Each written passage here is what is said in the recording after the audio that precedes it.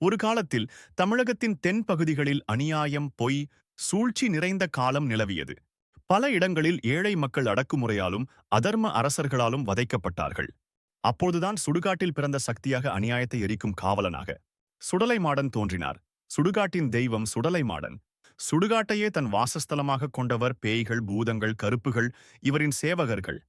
இரவில் நடமாடும், பகலில் மறையும் சக்தி அவர் சுடுகாட்டில் இருப்பது.